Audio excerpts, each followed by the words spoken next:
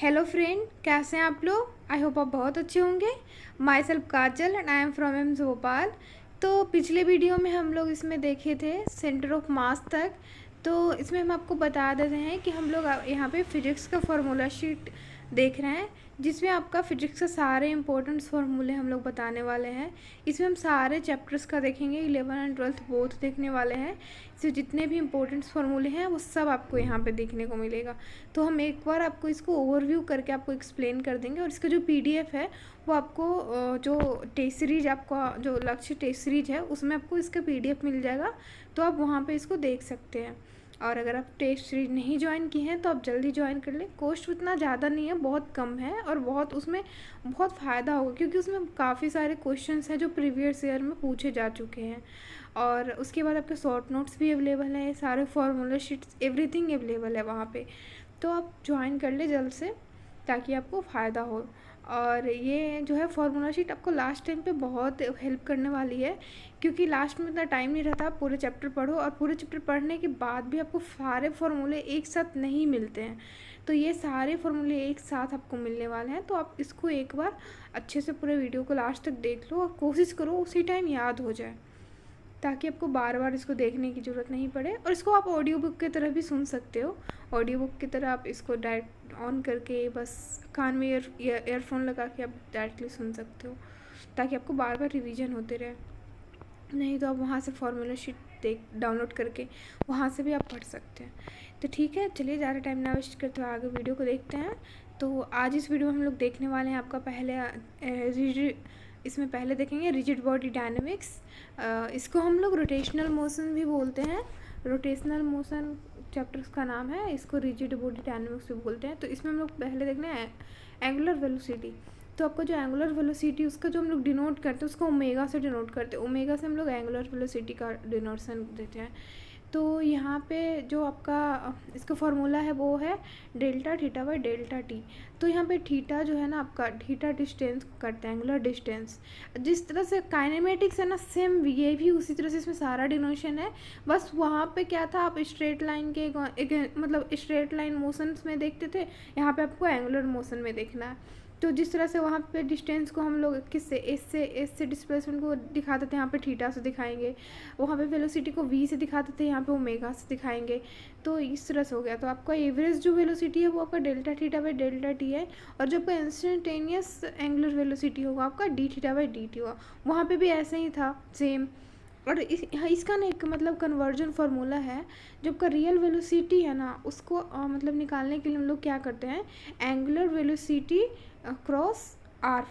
Are यहाँ पे क्या हो गया, आपका जो एक एंगुलर वेलोसिटी कहाँ पे होगा, एक सर्कल मान लो बन रहा है, तो सर्कल का जो रेडियस है वो आपका आर हो गया। तो ये जो फार्मूला है ये बहुत यूज आता है, तो इसको आप अच्छे से याद कर लो। इसका बहुत यूज आएगा आपको। डायरेक्टली वेलोसिटी पूछेगा तो यूज आएगा। मान लो वेलोसिटी दिया हुआ है, आपको एंगुलर वेलोसिटी पूछ लेगा, तो यह इसका बहुत यूज आता है। तो आप इसको अच्छे से याद कर लो। उसके बाद हम लोग एंगुलर एक्सेलरेशन का देखते हैं। तो इसका भी उसी तरह से है बिल्कुल। इसमें भी एवरेज में हम लोग क्या वहाँ पे क्या करते थे, एंगुलर एक्सेलरेशन में क्या करते थे, वेलोसिटी का हम लोग करते थे टाइम से डिफ्रेंसिएशन करते थे। तो उसी तरह से यहाँ पे भी है। यहाँ पे भी अल्फ़ा से डिनोट करते हैं इसको, और इसको एवरेज के लिए delta omega by delta T लेंगे, और इंस्टेंटेनियस में D omega by D T लेंगे। और इसका भी है एक्सेलरेशन का conversion formula, acceleration is equal to alpha cross R. तो इस तरह से है आपका। इसके बाद हम लोग ये फार्मूले देखते हैं, rotation about the axis with constant alpha. तो वहाँ पे हम लोग क्या देखते थे कि स्ट्रेट लाइन मोशन देखते थे विथ कांस्टेंट एक्सेलरेशन के साथ में। तो यहाँ पे हम लोग एक्सेलरेशन की जगह पे एंगुलर एक्सेलरेशन देखेंगे। तो यह इसका भी सेम फार्मूला है, जैसे वहाँ पे लिखते थे ना v is equal to V naught plus A T. तो यहाँ पे क्या हो जाएगा आपका omega is equal to omega naught plus alpha T. फिर वहाँ पे लिखते थे S is equal to U T plus half A T square. तो यहाँ पे भी theta is equal to omega T plus half alpha T square. मतलब सेम ही है। वहाँ पे हम लोग डायरेक्ट यूज करते थे, यहाँ पे एंगुलर एक्सेलरेशन यूज करते थे, वहाँ पे एक्सेलरेशन यूज करते थे, यहाँ पे एंगुलर एक्सेलरेशन। मतलब बस वही है, उसका एंगुलर करके जो आता है वो लिखेंगे। जैसे हम लोग लिखते थे V square minus U square is equal to two S. तो यहाँ पे भी यही हो जाएगा, omega square minus omega naught square equal to 2 alpha theta. यहाँ पे जो एस है वो थीटा है, अल्फ़ा है जो एक्सेलरेशन का है, ए उसका बस सेम ही है, वो याद है तो ये भी आपको हो जाएगा। बस इसका डोनेशन जो उसका जो डिनोट करते हैं ना, बस वो आपको दिमाग में रहना चाहिए। उसके बाद हम लोग देखते हैं मोमेंट ऑफ इनर्शिया। तो मोमेंट ऑफ इनर्शिया में ये है कि जो मोमेंट ऑफ इनर्शिया का जो आपका जो फार्मूला होता है, तो मतलब कॉमन फार्मूला जो, तो जो आपका मोमेंट ऑफ इनर्शिया का फार्मूला होता है वो आपका क्या होता है, वो आपका होता है I equal to M R square. तो जनरली जो होता है ना, तो आई इक्वल टू हम लोग इसी के मतलब ये आपका एक समझ लीजिए स्ट्रक्चर मतलब होता है ना किसी चीज़ का, तो ये आप इसी पे ऊपर मतलब आपका सारा फार्मूला बनेगा I equal to M R square पे, बस इसी पे आपका जो भी है थोड़ा मोड़ा चेंजेस रहेंगे। तो ये आपका कॉमन हो गया, जनरल फार्मूला हो गया, तो इसके बेसिस पे सारे होते हैं। तो जैसे यहाँ पे दिया हुआ है तो आई इक्वल टू क्या हो गया, summation of M R square हो गया, मतलब इसमें पूरे सारे को ऐड कर दिया गया है। समेशन का मतलब क्या होता है, एडिशन। तो अगर हम लोग इंटीग्रेशन की देखो, समेशन हम लोग लॉन्ग मतलब अगर टर्म बड़ा है ना तो उसमें हम लोग समेशन करते हैं, लेकिन अगर हमको बहुत शॉर्ट में दिया हुआ है, बहुत शॉर्ट चेंजेज है, तो उस केस में हम लोग इंटीग्रेशन करते हैं ऐड करने के लिए किसी चीज़ को। जैसे यहाँ पे हो गया आपका I equal to integration of R square D M. उसकी वजह से हम लोग यहाँ पे कुछ इम्पोर्टेंट्स जो है वो आपको लर्न करने हैं, आपको याद रखने हैं, हम उसका देख लेते हैं। इसको आपको याद ही करने हैं, इसके डायरेक्टली यूज आता है। तो इसमें जैसे रिंग का है तो रिंग का डायरेक्टली याद करना आपका एम आर स्क्वायर होगा। फिर डिस्क है तो हाफ एम आर स्क्वायर हो जाएगा। सेल है तो सेल का 2/3 एम आर स्क्वायर। स्फेयर का 2/5 एम आर स्क्वायर। रॉड है, रॉड का बहुत इंपॉर्टेंट है, इसका 1/12 एम आर स्क्वायर होगा। सेंटर के अगर सेंटर है ना तो सेंटर के साइड में इसका 1/12 एम एल स्क्वायर। और अगर आपका इसका पेरीफेरी मतलब एंड पॉइंट के साइड पूछ रहा था, आपका एंड पॉइंट के साइड जो होता है 1/3 एम एल स्क्वायर होता है। ये रॉड वाला बहुत बार क्वेश्चंस आते हैं, तो इसको आपको याद ही होना चाहिए। उसके बाद आता है आपका होलो सिलेंडर का, तो होलो का आपका एम आर स्क्वायर हो जाएगा। सॉलिड का हाफ एम आर स्क्वायर हो गया। फिर रेक्टेंगल है तो रेक्टेंगल का आपका ये हो गया M bracket A square plus B square by 12। तो आपको ये जो है ना ये सारे बहुत इंपॉर्टेंट, तो ये इसको याद कर लेना। उसके बाद इसका 2 थ्योरी होता है निकालने का। एक होता है थ्योरी ऑफ पैरेलल एक्सिस, एक होता है थ्योरम ऑफ परपेंडिकुलर एक्सिस। तो इसी दोनों का यूज करके हम लोग निकालते हैं, जो सारे क्वेश्चन इसी से बनता है। तो जो पैरेलल एक्सिस होता है, तो पैरेलल एक्सिस में हम लोग क्या करते हैं कि एक जो होता है एक लाइन हमारा सेंटर के तरफ होता है, जस्ट हम लोग सेंटर से एक लाइन ड्रॉ करते हैं। उसके बाद हम लोग दूसरा जो करते हैं, मान लीजिए हमको वहाँ से मान लीजिए कि वहाँ से हमको डी डिस्टेंस पे हमको एक लाइन है, उसके मतलब रिगार्डिंग हमको निकालना है। तो हम लोग वहाँ पे क्या करते हैं, पहले इनर्शिया निकालेंगे सेंटर का। तो हमने ऑलरेडी यहाँ पे बताया सेंटर में हमने याद कर लिया ना, मान लो ये डिस्क है तो डिस्क का सेंटर में क्या है, सेंटर में जो हमको याद रखना पड़ेगा तभी आप निकाल पाओगे, क्योंकि हम लोग तभी या तो पैरेलल लगाएंगे नहीं तो परपेंडिकुलर लगाएंगे। तो उसके लिए हमें सेंटर में याद होगा तभी लगा पाएंगे ना, तो हमें सेंटर वाला याद ही रखना है। तो सेंटर पे मान लो आपका ये है, मान लो डिस्क का हाफ एम आर स्क्वायर है, तो इसका फार्मूला होता है, अगर पैरेलल पे हम निकालते हो ना तो इनर्शिया पैरेलल के लिए निकालते हैं, वो होता है आई मतलब inertia of centre plus M D square. M जो मास हो गया इसका, इस बॉडी का मतलब इसका जो मास हो गया, और उसके बाद यहाँ से यहाँ तक का जो डिस्टेंस हो गया, तो वो हम लोग इस तरह से निकालते हैं एम डी स्क्वायर करके। तो सेंटर का तो हमें याद ही रखना पड़ेगा, डिस्क का जैसे हाफ एम आर स्क्वायर हो गया तो वो आपका हो जाएगा प्लस एम डी स्क्वायर कर देंगे। उसके बाद परपेंडिकुलर एक्सिस लगाएंगे। तो परपेंडिकुलर एक्सिस में क्या होता है कि हम लोग अगर हमें ना मतलब एक्स वाई जेड है, तीनों परपेंडिकुलर है, तो हमें अगर जेड डायरेक्शन में इनर्शिया निकालना है तो हम लोग मतलब एक्स डायरेक्शन का जो इनर्शिया होगा और वाई डायरेक्शन का जो इनर्शिया होगा वो हमें उसका ऐड करना होगा। हम लोग इस तरह से एक्स वाई निकाल सकते हैं। जैसे मान लीजिए कि आप सेंटर की तरफ निकाल रहे हो, तो आपका मान लीजिए आपको सेंटर का इनर्शिया आपको पता है, और आपको जेड डायरेक्शन का मतलब किसी एक और पता है, 2 का पता है, एक का 3 का निकालना मतलब होता है ना 3 है उसमें से 2 का पता है, तो एक का आप इजीली निकाल सकते हो, किसी में से इस तीनों में से किसी 2 का भी पता है तो इसमें सेंटर ऑफ मास वाला आपको याद होना चाहिए, और एक का आपको वैल्यू दिया रहेगा क्वेश्चंस में। उसके बाद हम लोग यह देखते हैं, ये सब फार्मूले हैं इंपॉर्टेंट्स जो आपका डायरेक्टली यूज होंगे क्वेश्चंस में, डायरेक्टली आपसे पूछा जाएगा इस पे फार्मूला बेस्ड क्वेश्चन पे। तो आपसे पूछा जाएगा रेडियस ऑफ गायरेशन, तो रेडियस ऑफ गायरेशन में होता है √ इनर्शिया और डिवाइडेड बाय मास। इनर्शिया इसको के से डिनोट करते हैं रेडियस ऑफ गायरेशन को। उसके बाद एंगुलर मोमेंटम होता है, तो एंगुलर जो लीनियर मोमेंटम होता है वो क्या होता है, डायरेक्टली हम क्या लिखते हैं उसको पी से डिनोट करते हैं, और इसका फॉर्मूला क्या होता है, एम भी होता है ना, एम इंटू भी। तो यहाँ पे एंगुलर मोमेंटम को क्या हम लोग करते हैं, जो भी एंगुलर होता है उसको क्या करते हैं, आर क्रॉस पी कर दिए, तो ये आपका एंगुलर मोमेंटम हो। उसके बाद इसका जैसे कि हम लोग लिख सकते हैं ना, पी को क्या लिख सकते हैं, एम भी लिख सकते हैं।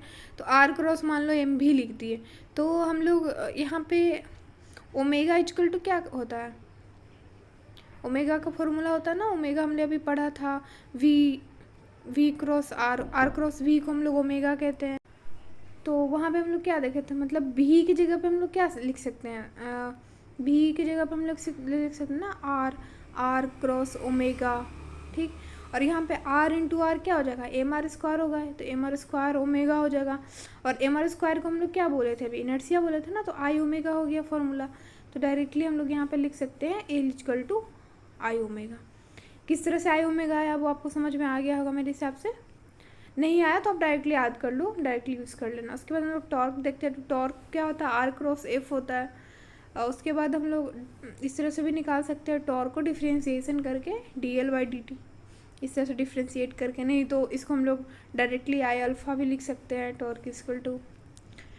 और कंजर्वेशन ऑफ मोमेंटम हम लोग देखते हैं, conservation of linear angular momentum क्या करते हैं, उसमें क्या होता है ना, आपका टॉर्क जीरो होना चाहिए। अगर लीनियर मोमेंटम आपका एंगुलर मोमेंटम आपका कंजर्व है तो उसमें आपका टॉर्क जीरो होना चाहिए, और जब आपका लीनियर मोमेंटम कंजर्व होता है तो उसमें आपका फोर्स जीरो होना चाहिए।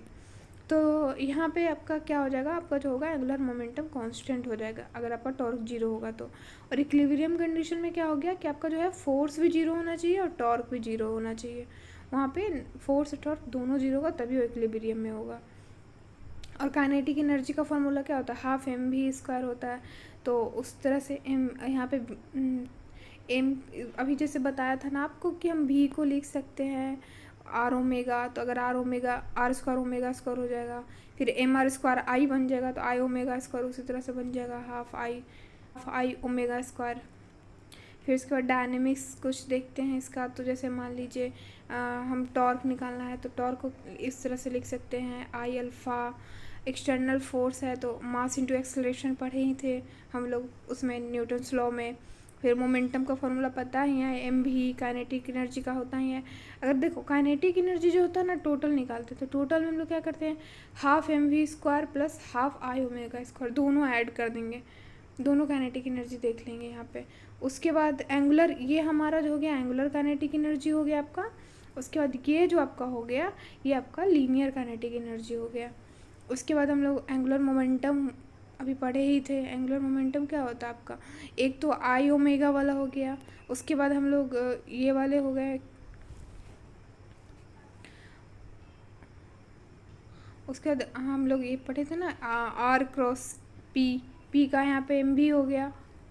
फिर हम लोग नेक्स्ट चैप्टर जो देखने वाले हैं, तो नेक्स्ट चैप्टर हम लोग अब ग्रेविटेशन देखेंगे। तो ग्रेविटेशन काफ़ी इजी चैप्टर है और इसमें कुछ भी नहीं है, बस इसका फार्मूला है, फार्मूला याद आ गया बस, और कुछ नहीं इसमें। और इसमें क्वेश्चंस भी उतना कुछ नहीं आता, बस फार्मूला बेस्ड आता, काफ़ी इजी चैप्टर है। तो जैसा अभी आप कह रहे मतलब 11th में जो ग्रेविटेशनल चैप्टर है सेम एज इट इज़ आपका 12th में इलेक्ट्रोस्टैटिक्स है, कुछ भी डिफरेंस नहीं है दोनों में, बस सिंबल का डिफरेंस है। फॉर्मूले जो है सब मतलब स्ट्रक्चर जो है ना फॉर्मूले का बिल्कुल सेम है। अगर आप इसमें याद कर लोगे तो बस सेम है। वहाँ पे अगर वहाँ पे जैसे यहाँ पे मास लिखे हो वहाँ पे आपको इसके जगह पे क्यू लिखना होगा चार्ज का। यहाँ पे कांस्टेंट जी है, वहाँ पे आपका के होगा कांस्टेंट, बस यही डिफरेंस है, बाकी सब सेम है। तो चलिए इसका देख लेते हैं जल्दी जल्दी हम लोग। तो ग्रेविटेशनल फॉर्मूला हम लोग फोर्स इक्वल टू क्या होता है, इसका होता है जी m/m2/r²। जैसे कि दो बॉडी है, ये भी फोर्स लगा रहा है इस पर, ये भी फोर्स लगा रहा है, एक दोनों पे एक दूसरे पे फोर्स, दोनों के बीच का डिस्टेंस r है। तो इस दोनों जो फोर्स लगा रहा है फोर्स का वैल्यू क्या हो जाएगा, तो आपका g m/m2/r² हो जाएगा। उसके बाद पोटेंशियल एनर्जी का हो जाएगा माइनस जी कैपिटल, मतलब एक जो बड़ा बॉडी है उसका मास, और उसके बाद m/। तो देखिए यहाँ पे क्या होता है ना, पोटेंशियल का माइनस साइन लगाते हैं, ये आपको ध्यान में ही रखना, गलती से भी प्लस साइन मत कर देना इसमें। ये माइनस साइन की वजह से बहुत क्वेश्चन बहुत बार गलत होते हैं, तो ये माइनस साइन का ध्यान रखना, माइनस साइन बहुत इंपॉर्टेंट है। उसके बाद ग्रेविटेशन एक्सेलरेशन है, तो इसका जी बोलते हैं, स्मॉल जी से डिनोट करते हैं, GM/r²। फिर उसके बाद हम लोग वेरिएशन देखते हैं कि अगर हम लोग डेप्थ में जाते हैं तो क्या होता है, अगर हम लोग हाइट पे थोड़े जाते हैं तो क्या होता है, जी का वैल्यू कैसे चेंजेज करता है हम लोग उसका देखने वाले हैं। तो अगर मान लीजिए हम वेरिएशन इन जी होगा जब हम लोग डेप्थ में जाएंगे।